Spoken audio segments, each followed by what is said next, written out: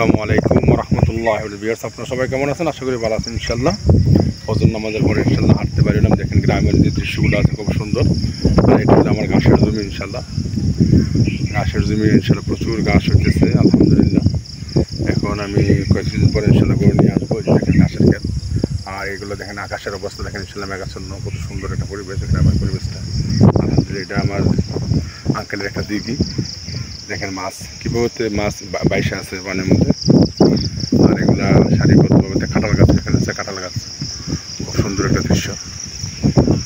আর এখানে মাছগুলা খাবি খাইতেছে, প্রচুর পরিমাণে মাছ। এটা একটা দিঘি, অনেকটা বড় দিঘি। দেখেন নিচে মাছগুলা কীভাবে খাবি খাইতেছে। এই যে মাছ তেলাপিয়া মাছ বাইশা রয়েছে, হয়তো স্পষ্ট ক্লিয়ার আসে না, ছোটো ছোটো। ওই যে দেখেন অনেক মাছ, বন্যা এটা ভিডিও এই যে অনেক মাছ, কত সুন্দর মাছ। সব মাছ বাইশে রয়েছে, হয়তো আমি কাছে যাইতে পারতেছি না। এই যে অনেক ধরনের মাছ, তেলাপিয়া মাছ, তারপরে এটাতে বেশিরভাগগুলো পাঙ্গাস মাছ চাষ করা হয়েছে। আর তেলাপিয়া যে দেখেন কত মাছ, দেখেন মাশাআল্লাহ আলহামদুলিল্লাহ, অনেক সুন্দর সুন্দর মাছ। এই যে প্রচুর পরিমাণে মাছ, সারা দিঘির মধ্যে মাছ বাইশে আছে। তেলাপিয়া রুই, তেলাপিয়া এটা হচ্ছে আমরা ভাবি, এটা হচ্ছে আমরা ভাবি। এই ভাবি দেখছেন, এটা হচ্ছে আমরা ভাবি।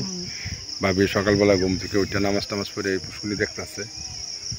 আর এগুলো হলো গ্রামের দৃশ্য, খুব সুন্দর। আর এগুলো সব ঘাস ক্ষেত।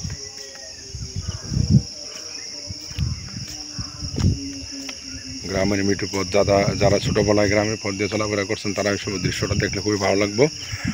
যারা প্রবাস আছেন বিশেষ করে তাদের জন্য খুবই সুন্দর একটা দৃশ্য।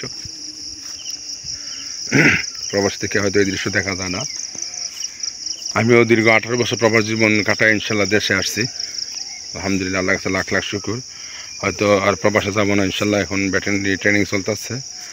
ইনশাল্লাহ ফার্মেসি দিব, আর কয়েকদিনের ভিতরে ফার্মেসিটা দিয়ে দেবো ইনশাল্লাহ। আমি আসছি 3 মাস হয়ে গেছে। প্রচুর পরিমাণে মাছ, এই যে দেখেন এই মাছগুলো কীভাবে খাবি খাইতেছে আলহামদুলিল্লাহ, খুবই সুন্দর একটা দৃশ্য। একবার লাইভ ফিশ, খুব সুন্দর লাগে। আর এই ছিল গ্রামের রাস্তা, দেখেন এই দিকের উপর দিয়ে রাস্তা, কত সুন্দর একটা রাস্তা।